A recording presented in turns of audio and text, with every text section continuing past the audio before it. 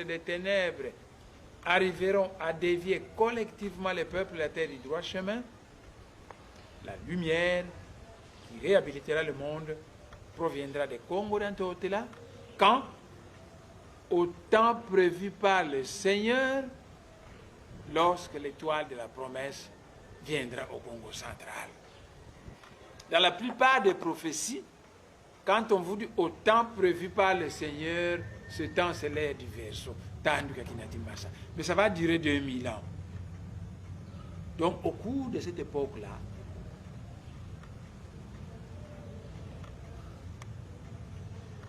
et beaucoup de prophéties que les mages Bakongo ont reçues.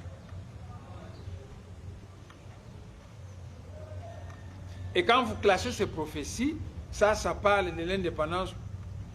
Mais l'indépendance était prophétisée depuis longtemps. Même la colonisation était prévue.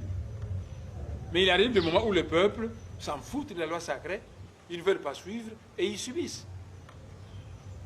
Donc quand vous regardez tout cet amas de prophéties que les mages Bakongo ont reçues, en nous disant, nous sommes maintenant au début de l'ère du Verseau, cherchons toutes les prophéties qui ont des relations avec le Verseau. Et même moi, quand j'ai cherché dans ces archives, j'ai trouvé environ 72 grandes prophéties qui parlent de l'ère du Verseau.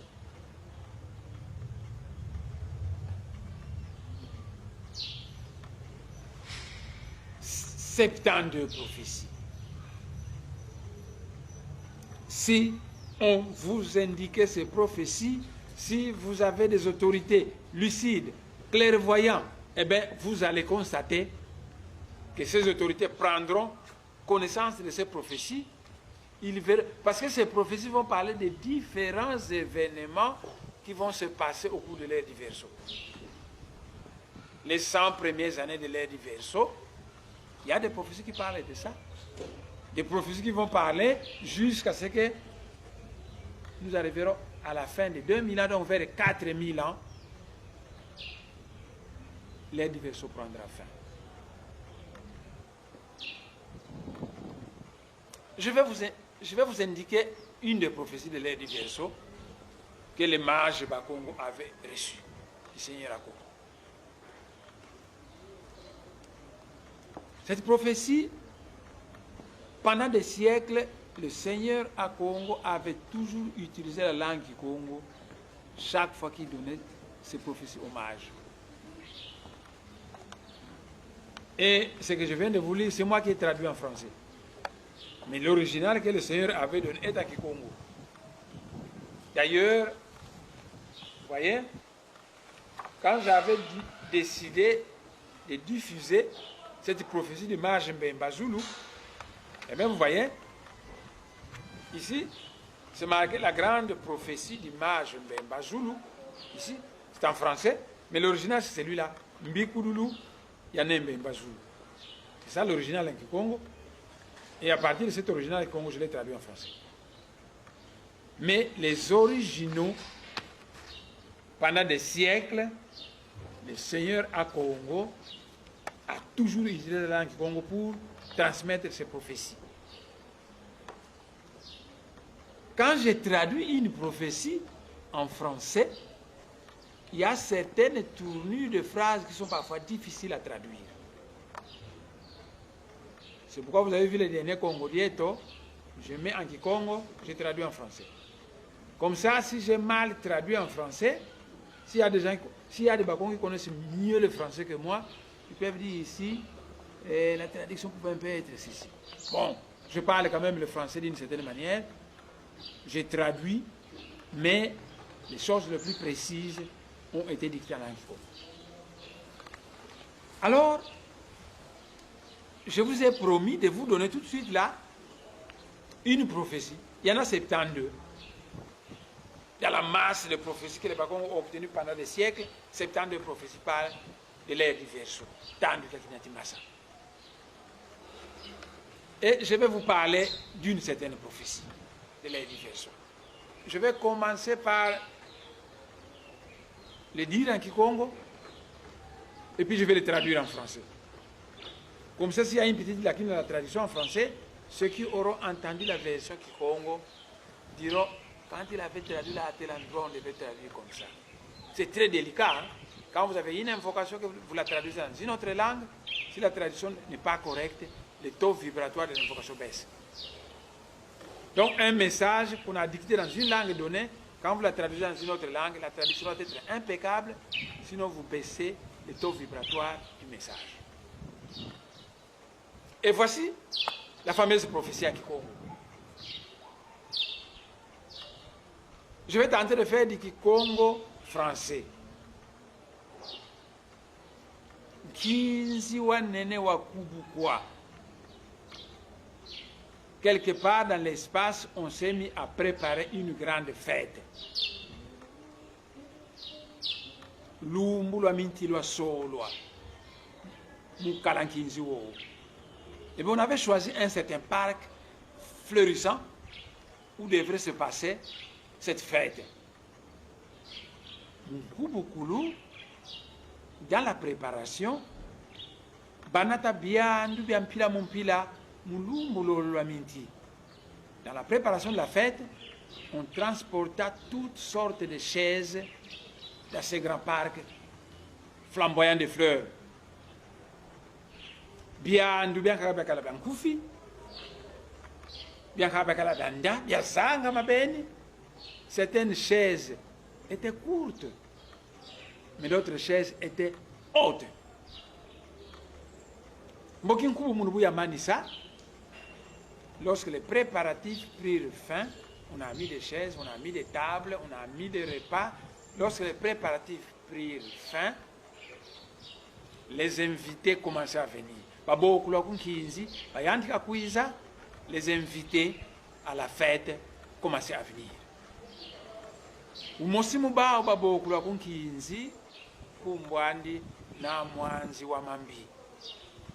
L'un de ces gens qui étaient invités à la fête, l'une de ces personnes s'appelait Na Mwanzi wa Mambi.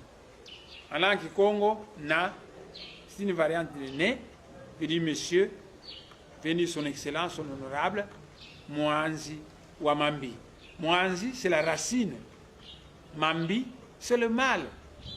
Donc cet invité a comme nom Na Mwanzi wa Mambi, ça veut dire monsieur, la racine du mal. C'est le nom d'un invité. Il est invité à la grande fête. Et Na Mwanzi wa Mambi Bukaluaka, lorsque Na Mwanzi wa Mambi est arrivé au lieu de la fête, Yandi Walo, Samel, Somandi, Mulumbu, Alonso, Kalankinzi. Quand il est arrivé, il jeta ses yeux dans tout le parc où il y avait la fête. Mboki wa sola kitiki azanga mabeni. Et après, il choisit une chaise très haute. Il dit, c'est là que moi j'irai m'asseoir. Na mwanzo wa mambi, waenda vuanda vakiandiko. Kiazanga ma. Monsieur la racine du mal est allé s'asseoir sur cette chaise haute. Tout kama kiti kyokyo, Yandi wa monanza ya mvimba. Assis sur cette haute chaise, ses yeux se sont mis à voir le monde entier, toute la planète Terre. Quand c'est mais c'est étrange que kwa konsono kwa luaka meso mana mwanzi wa mambi kwa kota mianga la empasi muntima mabantu.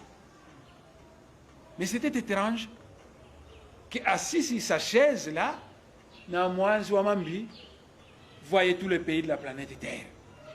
Mais curieusement, partout où ses yeux tombaient, quand ça tombait dans un pays donné, les citoyens du pays plongeaient dans une souffrance atroce. L'andila di odio,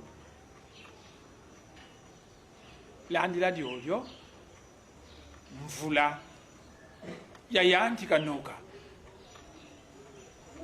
Donc, dans mwanzi wa mambi, assis sur sa chaise très haute, il jette un regard chez les Anamongo, tous les Anamongo souffrent. Il jette un regard en Belgique, tous les Belges souffrent. Il jette un regard aux États-Unis, c'est la misère. Partout où il jetait un regard sur la planète Terre, c'était la souffrance. milandi la diodio mvula yandi kanoka. Après, une pluie s'est mise à tomber. Et mvula yoyo ya tebisa nsadiansi antoto ya vio kila pafuluka kalankinzi. Et cette pluie est allée remplir le fleuve souterrain qui passait à cet endroit où il y avait la fête. Ntoto wazeza. La terre sur laquelle se trouvait la chaise de Namwanzo Mambi est devenue molle. Alors qu'il y a un Namwanzo Mambi qui a kindumuka. La chaise de Namwanzo Mambi culbuta, et dans la culbute fit un trou qui fit jaillir de l'eau du fleuve souterrain qui inonda tout le parc, inonda tout le territoire, et ça devient un océan. Mais vantandwa mbuwowo bamuna bembe lya mvulusi ya yanga mavantandwa milangu yebumina sizabalungunza. De cet océan, on a vu un pigeon, une colombe, la colombe du Seigneur, qui volait au-dessus de l'océan et s'est mis à visiter tous les pays qui étaient en souffrance à cause des yeux de Namwanzo Mambi. Et cette colombe alla partout pour consoler les peuples des différents pays qui ont été traumatisés par le regard de Namwanzo Mambi. Voilà. L'une de ces 72 prophéties de Kinati Massa.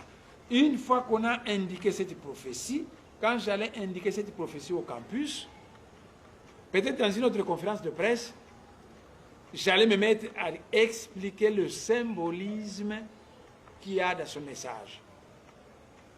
Et puis finalement comprendre le message et tirer des conclusions pour dire, cette prophétie veut dire ça, qu'au cours de l'ère du verseau, il se passera ceci. Et puisqu'il en est ainsi, qu'est-ce que nous les Congolais devons faire pour ne pas subir?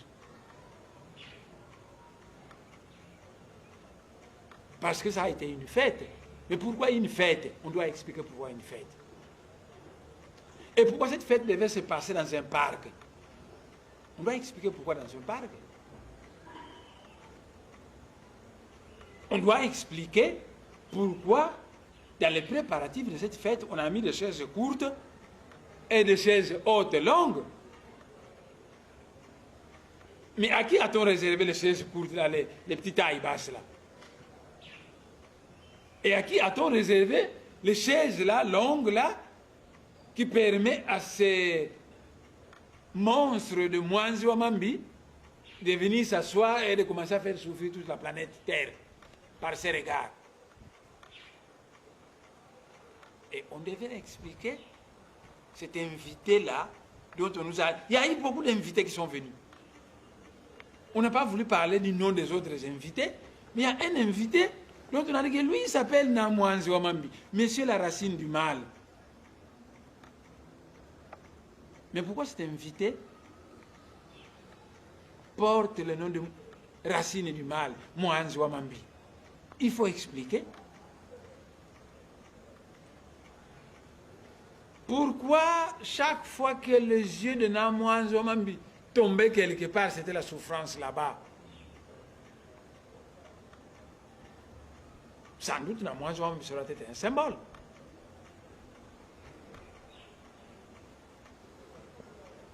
Et la sagesse Congo enseigne que Kimono Kwame, l'égoïsme, Imwanzo Mambi. Donc, en puisant la sagesse Congo pour interpréter ce symbolisme,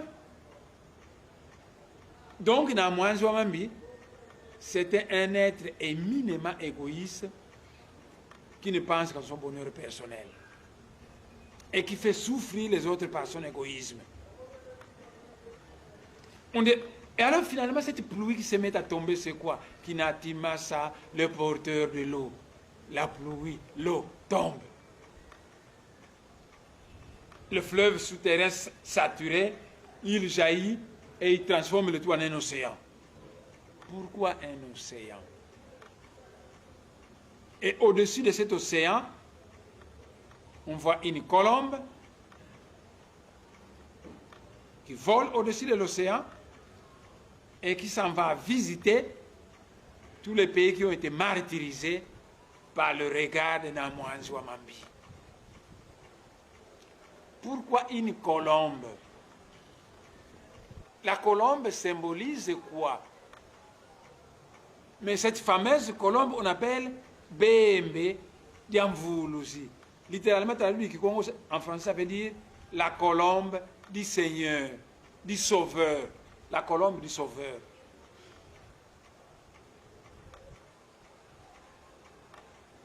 Voilà. Donc, en interprétant cette prophétie, on devait obtenir une leçon. Parce que cette prophétie décrit un événement qui va se passer au cours de l'ère du Verseau, pendant ces 2000 ans de l'ère du Verseau. Alors, en fonction de ça, la République démocratique du Congo, si c'était un pays dirigé par des êtres visionnaires, si vous avez des secrets d'État, vous n'en avez pas. Vous passez votre temps à danser le ndombolo. Vous passez votre temps à danser dans l'église et dans les bars. On veut vous éclairer. Vous n'êtes pas d'accord. Vous êtes sûr que les êtres de l'espace qui ont envoyé les Bakongo en Afrique centrale pour qu'ils reçoivent la sagesse d'en haut et la diffuser à toute l'Afrique centrale, vous êtes vraiment sûr que ces êtres seront d'accord que quand ils vous envoient un être visionnaire qui veut vous éclairer, vous interdisez ça? Mais quelle différence y a-t-il entre vous, les autorités actuelles de la RDC, et les colons belges qui ont interdit à Mbouta Kimbangu de donner son message à l'Afrique centrale? Les colons belges ont interdit à Kimbangu de donner son message.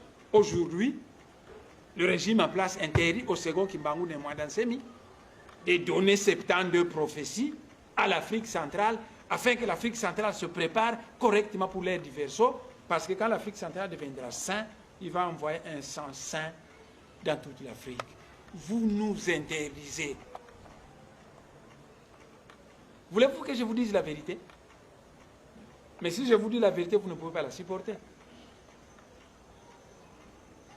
Mais je vous dis que le royaume du Congo a été fondé sur l'ordre d'un archange qui a dit qu'on donnera de la connaissance aux mages Bakongo qui seront chargés de la diffuser dans toute l'Afrique centrale afin que le cœur de l'Afrique soit correctement orienté.